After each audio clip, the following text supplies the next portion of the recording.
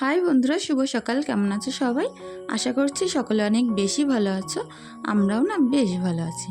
বসিরহাট হাসনাবাদের ছোট্ট একটা গ্রাম থেকে আমি রূপা আজকের ব্লগটা শুরু করছি সকাল 7টা থেকে। আশা করছি তোমাদের সকলের অনেক বেশি ভালো লাগবে। প্লিজ পুরো ভিডিওটি জুড়ে পাশে থেকো। মধ্যবিত্তের সংসার আমাদের একটু বুঝে শুনেই চলতে হয়। তো সারাদিনের কাজকর্ম, রান্না বান্না সব কিছুই এই মধ্যবিত্তের সংসার থেকেই তোমাদের সাথে শেয়ার করব। আশা করছি তোমাদের বেশ ভালোই লাগবে। তোমরা প্লিজ পাশে থেকো। তো সকালবেলা আমাদের যেটা কাজ থাকে মেয়েদের, প্রথমেই বিছনা গোছানো। তো আমি তো সকালবেলা আগে বিছনাটা গুছিয়ে নিলাম। আর এখন গরমের সময় সিমরান নিশা তো আর বেশিক্ষণ ঘুমাচ্ছে না। তো সেই কারণে না সকালবেলা উঠে আমি আগে বিছনাটা গুছিয়ে নিতে পারি। আগে যেহেতু শীতকালে ঘুমাতো সেহেতু বাইরের কাজগুলো করে আসতাম আগে, তারপরেই কিন্তু ঘরে আসতাম। আর এই কাজগুলো কিন্তু আমি অনেক তাড়াহুড়ো করে 1 থেকে 1.5 ঘন্টার মধ্যে সকল কাজকর্ম করে রেখে আমি দোকানে যাই। আমার তো নিজেরও একটা কাজ আছে, আর সেখানে আমি দৈনন্দিন প্রত্যেক দিনে আমি কাজ করি। আর মধ্যবিত্তের সংসারে ধরো একজনের ইনকামে এখন কিছুই হয় না।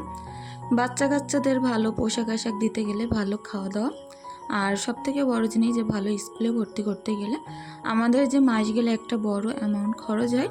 তো সেই কারণেই সেই বিষয়গুলো থেকেই কিন্তু আমার এই কাজের জায়গায় আসা। তো হয়তো খুব বেশি বড় ব্যবসা আমার না, খুব ছোট্ট একটা ব্যবসা। তো ঘরবাড়ির কাজকর্মগুলো করে রেখেই কিন্তু প্রত্যেক দিন আমি দোকানে যাই। আর সেখান থেকে যেটুকুনি আর্নিং হয় তা দিয়ে কিন্তু মোটামুটি আমার সংসারটা ওই কোনো রকমেই চলে। তো এই ঘরটা তো আমি ঝাড়ু দিয়ে নিলাম, এখন বাকি আমার পাশের ঘরটা ঝাড়ু দিতে। তো তার আগে বারান্দাটা আগে পরিষ্কার করে নেব। তো এক বোনও আমাকে কমেন্ট করেছে যে বারান্দাটা ঢালাই দিয়ে নাও, এটা মেজে করে নাও। তো অবশ্যই সময় সুযোগ তারপরে অপেক্ষা, এই 3টে জিনিস করে যখন আমার সময় ঠিকই আসবে বোনু, ঠিক বারান্দাটার মেজে আমি করে নেব। তো কিছু প্রবলেমের কারণে এখন ঘরবাড়ির কোনো কাজে হাত দিচ্ছি না। আর মধ্যবিত্ত সংসারে বললেই তো আমরা পারি না, জানোই তো। সব কিছু একটু ধৈর্য সহ্যের সাথেই আমাদের করতে হয়। তো যাই হোক, তারপরে চলে আসলাম আমার এই রান্নাঘরে। রান্নাঘরটাও এখন সুন্দর করে ঝাড়ু দিয়ে পরিষ্কার করে নেব। সকালবেলা উঠে গ্যাসটা আমি একটু মুছে নিয়েছিলাম। তো সেই কারণে আর তেমন কাজ নেই রান্নাঘরে। আর বাসি বাসনপত্রগুলো এখানে আমি জড়ো করে রেখেছি, এগুলো আমি মেজে নিয়ে আসলাম। এখন একটা একটা করে উপর করে নেব। হাতে সময় খুবই কম ছিল, তো যার কারণে আজ দেখাতে পারলাম না পুকুরে বাসন মাজাটা। আর তা বাদে পুকুরেও অনেক লোকজন ছিল সকালবেলা। এখন এই গরমের সময় না অনেক লোকজন আসে স্নান করার জন্য। তো সেখানে তারা একটুখানি দাঁড়িয়েছিল, আমি বাসনপত্রগুলো মেজে ওঠার পরপরই কিন্তু নেমেছিল। তো সেই কারণে ভিডিওগুলো তোমাদের সাথে শেয়ার করতে পারলাম না। আর সবথেকে যে বড় জিনিস, যে দোকানে যাওয়ার এই তাড়াটা মাথার ভিতরে কিন্তু অনেক বেশি ঘোরে। তো সকালবেলা এসে বেশ খানিকক্ষণ দোকানদারি করে নিয়ে তারপরে একটু চা খেয়েছিলাম মাঝে 9টার দিকে। আর এখন এই 11টার দিকে দোকানটা একটু ফাঁকা আছে, তো বসে বসে সবজি কাটছিলাম।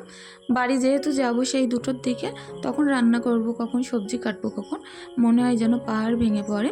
তো এখন থেকে ভেবেছি যখন দোকানে একটু ফাঁকা থাকবে, লোকজন কম থাকবে, তখনই কিন্তু আমি বাছাকোটাগুলো সেরে রেখে দেব। তো ওদিকে দেখো রসুনগুলো একটু লাল লাল হয়ে গেছে। তো দোকানে অনেকটাই রসুন আনা ছিল, সেখান থেকে কিছুটা রসুন যেন খারাপ মনে হচ্ছিল আমার, তো সেগুলো থেকে বেছে বেছে নিয়েছি আদা রসুনগুলো। আর এখন আলুটা কেটে নেব।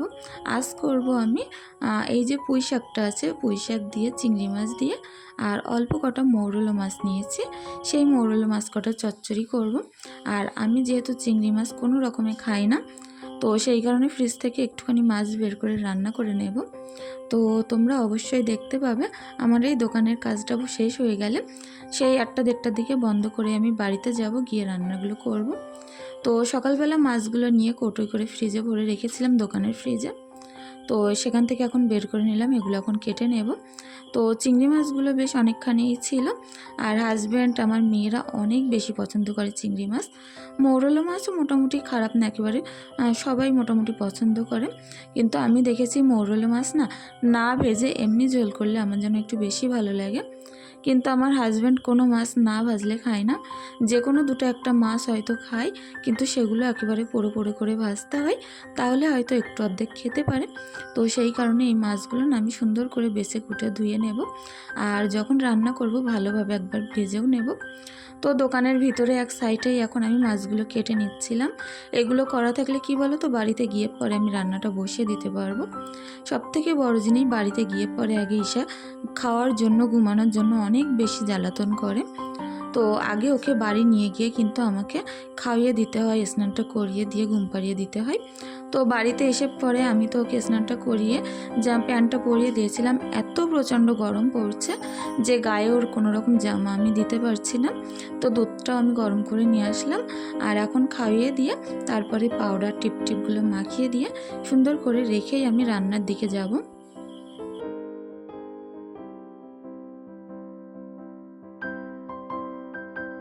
তো প্রত্যেক দিনই অনেক কমেন্ট পাচ্ছি যে আমার যে সকল বন্ধুরা আছো আমার ভিডিওগুলো দেখো তোমরা, তো অনেক দূর দূরত্ব থেকেই হয়তো তোমরা ভিডিওগুলো দেখো। তো তোমরা সকলেই আমার কাছে বলছো একবার যে তোমাদের সাথে দেখা করতে। তো তোমরা যদি চাও হয়তো আমি একটা মিট আপের ব্যবস্থা করতে পারি, কোনো একটা জায়গায় তোমাদের সাথে দেখা করব। তো আমি তো বসিরহাটের ভিতরেই ধরো থাকি, তোমরা যে যে আমার আশেপাশে থেকে ভিডিও দেখো তোমরা তোমাদের জায়গাগুলোর নাম কমেন্ট করে বলো। তো আমি সেই হিসাব করে একটা জায়গায় তোমাদের সাথে অবশ্যই দেখা করব। তো এই কথাগুলো বলার একটাই কারণ যে রোজই কমেন্টে ভরি ভরি কমেন্ট আসছে যে তোমাদের সাথে যেন আমি একবার হলে দেখা করি। তো অবশ্যই বন্ধু, তোমাদের সাথে আমি কিন্তু একটু সময় বের করে নিজের কাজের মধ্য থেকেও একটু হলেও তোমাদের সাথে সময় বের করে দেখা করব, অনেক গল্প করব। কারণ এতদিন পর্যন্ত তোমরা আমার অনেক বেশি সাপোর্ট করেছো, আমার পাশে আছো, আমার ভিডিওগুলো তোমরা কন্টিনিউ দেখো। তো সেই সকল বন্ধুদেরকেই বলছি, তোমরা চাও তো আমি একদিন টাইম করে তোমাদের সাথে দেখা করতেই পারি, যে কোনো একটা জায়গা ঠিক করে। তোমাদের মতামতগুলো কমেন্টের মাধ্যমে জানিও। তো আজ কতদিন ধরে আমার কমেন্ট বক্সটা বন্ধ থাকার জন্য আমার একটা বন্ধুর বেশ অসুবিধা হচ্ছে, যে কাল আমাকে কমেন্ট করেছো যে আপু একটু প্রবলেম হচ্ছিল যে তোমাকে এতদিন কমেন্ট করতে পারিনি, অনেক কথা বলার ছিল বলতে পারিনি। তো সাবিনা আমাকে কমেন্ট করেছো যে আপু কয়েকদিন ধরে কমেন্ট বক্স বন্ধ থাকার জন্য কমেন্ট করতে পারিনি, আর আমি একটু আপসেট ছিলাম। তো এখন ভালো আছি, কারণ কমেন্ট বক্সটা খোলা আছে। তো অনেক কিছু বলতে গিয়েও বলতে পারিনি। সিমরান বাবুর আঁকাটা অনেক সুন্দর হয়েছে, তো অনেক ধন্যবাদ বন্ধু। আর তুমি এটাও জানিয়েছো সিমরানের জন্য অনেক বেশি ভালোবাসা রইল। অনেক অনেক ধন্যবাদ বন্ধু, যে আমার বাচ্চাদের এতটুকু ভালোবাসা দেওয়ার জন্য। তুমিও বন্ধু ভালো থেকো। তো ওদিকে তো আমি ভাতটা বসিয়ে দিয়েছিলাম, ভাতটা কিন্তু উতলে গেছিলো, হচ্ছিল। আর এদিকে বুড়ো তেলে আগে আমি মাছগুলো ভাজা করে নিলাম, মৌরলা মাছগুলো। আর এই মাছগুলো খেতে যে আমার এত বেশি ভালো লাগে কি বলবো। আমার এমনি ছোটো মাছ অনেক বেশি ভালো লাগে, কিন্তু মৌরলা মাছের একটা টেস্ট যেন আলাদাই হয়। আর এদিকে দেখো সেই কড়াটাই যা তেল ছিল বেঁচে, তার মধ্যে একটুখানি পেঁয়াজ কুচি দিয়ে দিলাম, আদা রসুন বাটা দিয়ে দিলাম, দিয়ে সুন্দর করে ভাজা ভাজা করে নিয়ে এর মধ্যে একটা টমেটো আমি কেটে রেখেছি। এটা ছিল পুরো দেশি টমেটো, অনেকটাই টক ছিল। তো টমেটোটা আমি এখন দিয়ে দিলাম, টমেটোটা গলবে না বলে অল্প একটুখানি পানি দিলাম, দিয়ে এর মধ্যে নুন দেব। আর আমার মেয়ে সব মশলা একসঙ্গে করে দিয়েছে, এর মধ্যে কালো জিরা, মিট মশলা আর হলুদ গুঁড়ো সব একটা পাত্রের মধ্যে মিক্সড করে দিয়েছে। তো সেই মশলাগুলোই মিক্সড মশলাটাই দিয়ে দিয়েছিলাম। তো লাস্টে একটুখানি হলুদ গুঁড়ো, একটুখানি লঙ্কার গুঁড়ো, একটুখানি কাশ্মীরি লঙ্কার গুঁড়ো দিয়েছিলাম। এটা একমাত্র কালারের জন্যই দিয়েছিলাম। তো যা সুন্দর করে কষিয়ে নিয়েই কিন্তু সেই ভাজা মৌরলা মাছগুলো আমি এতে তুলে দিয়ে একটুখানি ঝোল দিয়ে দেবো, দিলেই হয়ে যাবে।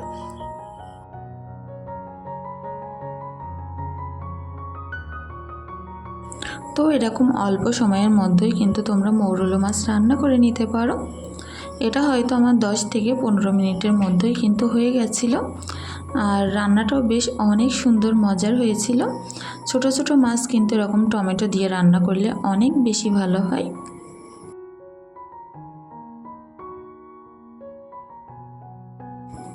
তো এখন আমি কড়া বসিয়ে দিলাম, দিয়ে এর মধ্যে একটুখানি পুঁইশাক আর চিংড়ি মাছ করবো। তার মধ্যে যে ভাতটা বসিয়েছিলাম, ভাতটা কিন্তু সুন্দরভাবে নরম হয়ে গেছে। তো এর মধ্যে একে একে পেঁয়াজ কুচিয়ে তারপরে যে আদা রসুন বাটাটা আছে দিয়ে, যেমনই নর্মাল রান্না করি ঠিক সেরকমই করব।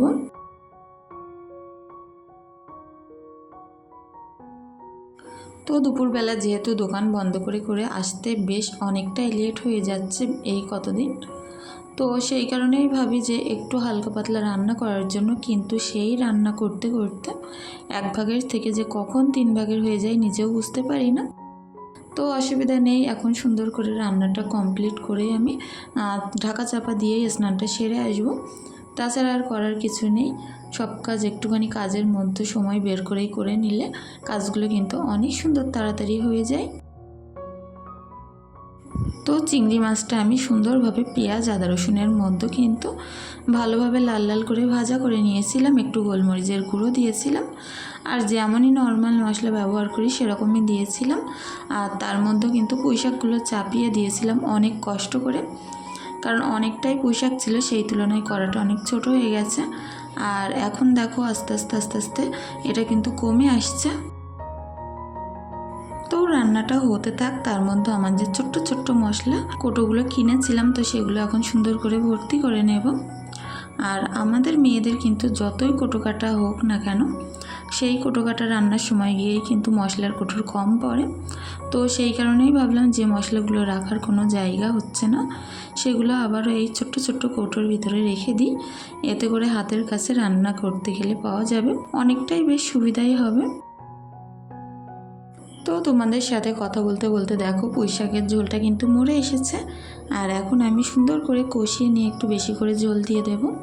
তো বেশ খানিকক্ষণ চাপা দেওয়া থাক, তারপরে কিন্তু এর মধ্যে আমি কিছুটা মাছ আমি দিয়ে দেবো। আমি যেহেতু কোনো চিংড়ি মাছ খাই না, তো সেই কারণেই কিছুটা এই যে দাগা পাঙাশ মাছ নিয়েছিলাম, এগুলোই আমি কিন্তু লাস্টে অ্যাড করে দেব। তো এগুলো অনেকক্ষণ যাবত ধরে ভাজতে হবে, যেহেতু অনেক দিন ধরে ফ্রিজে আছে, আর মাছগুলো কিন্তু বেশ শক্ত হয়ে গেছে। অনেকক্ষণ ঢাকা দিয়ে কিন্তু ভাজা করলেই মাছটা সুন্দর হয়ে যাবে। তো মাছটা ভাজা হতে হতে অনেকটাই বাসনপত্র মেজে আনলাম, আর তারপরে যে সকল হাঁড়িকুড়িগুলো আছে সেগুলো র্যাকে রেখে দিলাম। আর র্যাকে রাখার একটাই কারণ, নিচে কিন্তু বিড়ালে মুখ দেওয়ার একটা সম্ভাবনা থাকে, তো সেই কারণে একটু উঁচু জায়গায় রাখলাম। এদিকে আমার সবজিটা হয়ে গেছে, লাস্টে একটুখানি জিরে মরিচের গুঁড়ো অ্যাড করলাম, করেই কিন্তু রান্নাটা শেষ করব।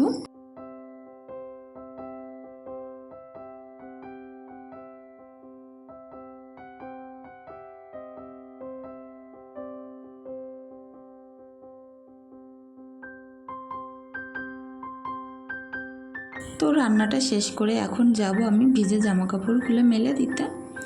আর এখন যেহেতু প্রচণ্ড রোদ্দুর, যতই বেলা করে জামা কাপড় মেলা হোক না কেন সুন্দরভাবেই কিন্তু শুকিয়ে যাচ্ছে। তো যাই হোক, টপ টপ করে এখন জামা কাপড়গুলো মেলে তারপরে আবারও আসবো তোমাদের সঙ্গে একটুখানি বাদে। তার মধ্যে ভাবলাম যে মুরগিদেরকে তো সকাল থেকে সেরকম কিছু খেতে দেওয়া হয়নি, তো অনেকটাই ভাত যেহেতু নষ্ট হয়েছে, তো সেগুলোই দেখি মুরগিদেরকে এখন খেতে দিয়ে দেবো। তো এখন যে বাদ দেওয়া ভাতগুলো আছে সেগুলো এখন মুরগিদের খেতে দিয়ে দেব। রোজই কিন্তু এদের কোনো না কোনো খাবার দিতে হয়, তবে শুধু আমার বাড়িতে যে বাদ দেওয়া ভাতগুলো হয় বাচ্চারা তো রোজই নষ্ট করে, সেইগুলোর সঙ্গে একটু ম্যাশ পাইল করে দিলেই কিন্তু এদের সুন্দরভাবে খাওয়া হয়ে যায়, কারণ শুধু ভাত দিতে গেলে কিন্তু অনেকটাই খাবারের দরকার হয়। তো যাই হোক, এখন খাওয়া দাওয়াগুলো ওরা তারে করতে থাকুক, অনেকটাই বেশি লাফালাফি করছে। দরজাটা দিয়ে আসলাম, আর এখন চলে আসলাম আমার গ্যাসটা পরিষ্কার করে নিতে। রান্নার পরে রোজ এরকম একবার করে মুছে রাখলে কিন্তু গ্যাসটা অনেক সুন্দর চকচকে থাকে এবং কোনো জায়গায় একটা জং পড়ার ভয় থাকে না। মনের দিক থেকে না অনেক ভালো লাগে রান্নার শেষে সঙ্গে সঙ্গেই রান্নাঘরটা পরিষ্কার করে নিয়ে রাখলে। আর সেই সঙ্গে আমার এই দেয়ালটাও তো বেশ তেলকালি লেগে থাকে, এখানটাও একটুখানি মুছে নিয়ে পরিষ্কার করে রাখলাম। তো রান্নার শেষে এগুলো কিন্তু আমাদের প্রত্যেক দিন নিত্য প্রয়োজনীয় কাজ, এগুলো করে থাকলে না তেলচিটে একটা যে ভাব হয়, আর রান্নাঘর এক সপ্তাহ পরে যে ডিপ ক্লিনিং করতে হয় সেটার কিন্তু আর দরকার পড়ে না। রান্নাঘরটা এমনিতে অনেক সুন্দর থাকে, যে কোনো জিনিস দেখবে পরিষ্কার থাকতে থাকতে পরিষ্কার করলে কিন্তু অতটাও বেশি খাটনি হয় না। কিন্তু যখন অতিরিক্ত নোংরা হয়ে যায় তখন পরিষ্কার করতে গেলে কিন্তু অনেকটাই অসুবিধা এবং কষ্ট করতে হয়, অনেক বড় একটা সময় এর পিছনে খরচ করতে হয়। তো এই কারণেই কিন্তু রান্নাঘরের এই ছোট ছোট টিপসগুলো, যে রান্নার সঙ্গে সঙ্গে একটু কোটোগুলো, রান্নার জায়গাটা, তারপরে গ্যাসটা একটু পরিষ্কার করলাম, তাহলে আর ডিপ ক্লিনিংয়ের ব্যাপারটা আর আসে না। তো এদিকে আসলাম, আমার এখন মিক্সচার মেশিনটারও কিন্তু অনেকটাই ধুলো পড়েছে, যেহেতু 4-5 দিন মোছা হয়নি। আর এখন তো গরমের সময় ধুলো তো পড়বেই। তো এখানটাও একটু পরিষ্কার করে গুছিয়ে মিক্সচারটা মুছে নেব। তো এখনও পর্যন্ত বন্ধুরা তোমরা যে যে আমার সাথে আছো আর আমার ভিডিওটি কন্টিনিউ দেখছো, তোমাদের কাছে একটি অনুরোধ রইল, ভিডিওটি দেখার পরে যদি সামান্য কিছু ভালো লেগে থাকে প্লিজ চ্যানেলটি সাবস্ক্রাইব করে পাশে থাকতে পারো। আর যদি বেশি কিছু ভালো লেগে থাকে অবশ্যই একটি লাইক একটি কমেন্ট করে দিয়ে যেতে পারো। তো যাই হোক, তারপরে সেই সন্ধ্যাবেলা আসলাম। আর এখন হচ্ছে যে সকল জামাকাপড়গুলো ভাঁজ করতে হবে, দুপুরে তুলেছিলাম সেগুলো সুন্দর করে আলনায় ভাঁজ করে রেখে দেব। এর মধ্যে তো সিমরানিশার অনেকগুলোই জামাকাপড় আছে, তো ছোটো ছোটোগুলো তো আমি এই পাশেই রাখছি। আর রোজই এত পরিষ্কার করি, গোছাই, তারপরেই যখন আমার হাজব্যান্ডকে সিমরান আলনায় হাত দেয় জামাকাপড়গুলো টেনে টেনে কিন্তু সেই খারাপ অবস্থা করে। তো করার কিছু নেই, বাড়িতে একা মানুষ গোছালে 2-3 জন মিলে যদি ওড়ায় তাহলে কিন্তু এরকমই অবস্থা হয়।